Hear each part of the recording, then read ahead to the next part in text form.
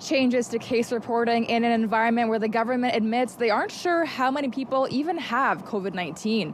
Alberta's Premier and Chief Medical Officer of Health also announcing further testing delays as the highly contagious Omicron variant sweeps through the province.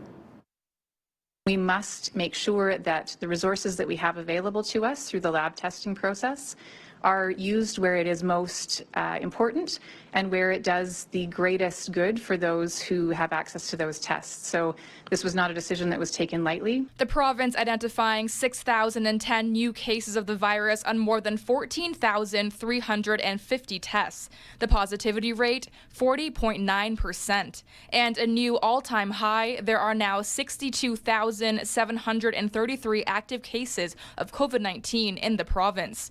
786 people are in hospital. That's a jump of 38 than Wednesday, including 79 needing intensive care. 8 additional deaths have also been reported. Premier Jason Kenney addresses the climbing active cases. And we know that these numbers only represent a fraction of the actual spread that's been happening in the province.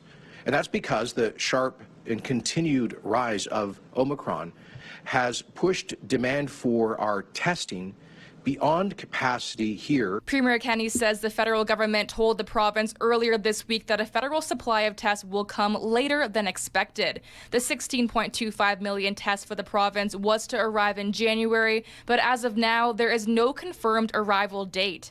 Kenney says this delay will impact the timing of deliveries to some schools.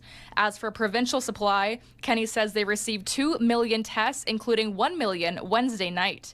An additional 3.7 million will arrive later this week, with 3.5 million the following week.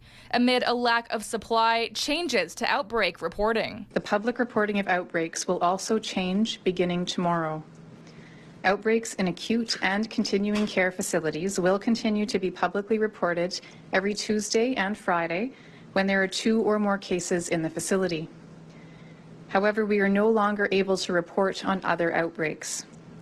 This approach is in line with what other provinces are doing, given the dramatic rise in cases due to Omicron.